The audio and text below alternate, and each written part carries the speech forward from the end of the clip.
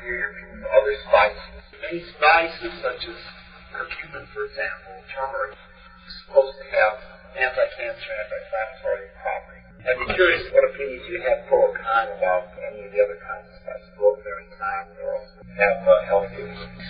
The question is about the supposed curative properties or health properties of specific spices such as rosemary, cumin, you mentioned turmeric, that kind of thing. It's important to take a shift in perception at this point and to consider the concept that a substance can go into your body and actively perform a task of balancing your physiology or correcting any state within inside your body that is not what we call homeostatic, in balance. But that whole concept really is non-valid and does not hold any scientific truth. You could take a little piece of cumin, you could take a piece of turmeric, you could take a sprig of rosemary, and if you look at it, what you're looking at is simply raw materials that your body will either use for fuel or repair or building or synthesis of other substances. It is purely a raw material, and none of those substances have the capacity to go into your body and conduct healing processes. It simply is not how it works. If your body does not use it as a raw material, it will simply exert its efforts to get that stuff out of the system. This is a considerable shift for people to take in the way that they see health and how health is created and how health is maintained. There certainly are effects that taking such things into the body have. Most of those effects, if not all of them, are to do with the body's efforts to rid itself of that irritant. And in doing so, that is misinterpreted as the thing itself has brought about healing. When it comes to spices and so forth, the problem also is with these things that the more you use them, the more, as we said before, you lose your ability to taste and discern the more delicate taste of our natural foods. And the more it leads us to overeating, eating foods that are not natural to our dietary, and basically going away from what's healthful into a diet that is not going to be serving us in terms of supporting our physiology.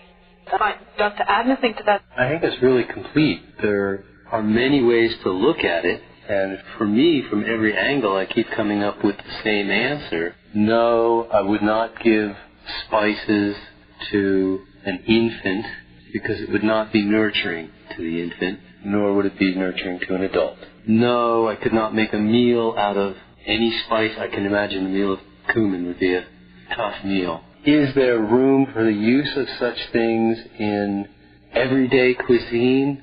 I would say no. Is there room for the use of such things in special occasion foods? That becomes an individual decision. The relevant point is more, what are the optimum foods for us to eat? If we know that fruits and vegetables are the optimum foods for us to eat, they carry the most nutrition with the least toxicity of all foods that are available to us.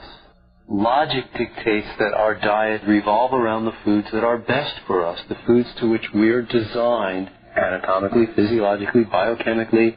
Those strictures are imposed upon us, and those foods should be and are a joy to eat.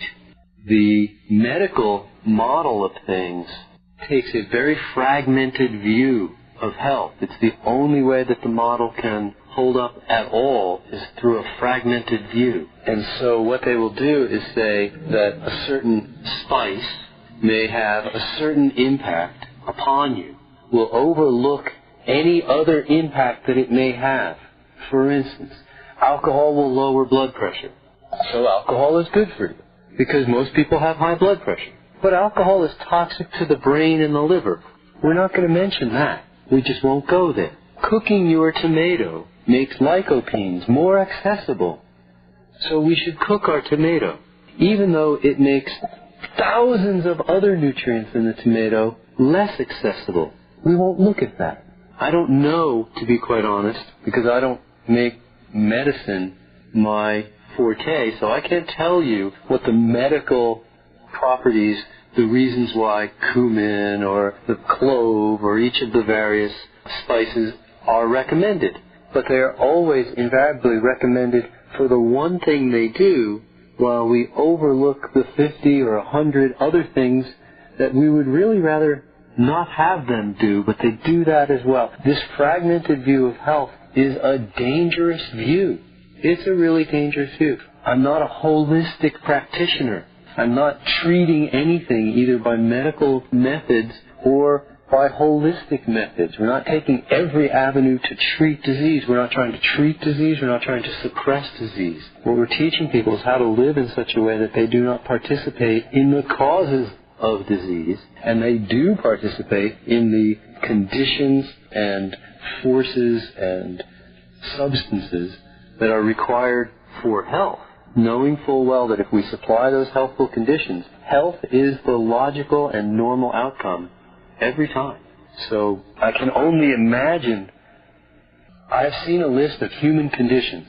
A list runs roughly 100,000 human conditions. Various symptoms, diseases, complexes, on through the range of human conditions. Can you imagine trying to eat the food to prevent this condition, and then the food to prevent the next condition, and then the food to prevent the next condition, and to get a balanced diet, and to make sure your nutrients are right, and to make sure you get enough protein, because that's a worry. And how could you possibly try to prevent all that stuff? You would literally go insane trying to prevent. Instead, if we just say, let's participate in healthy endeavors, let's cause health, literally, to happen. We don't cause it. It's simply the natural outcome.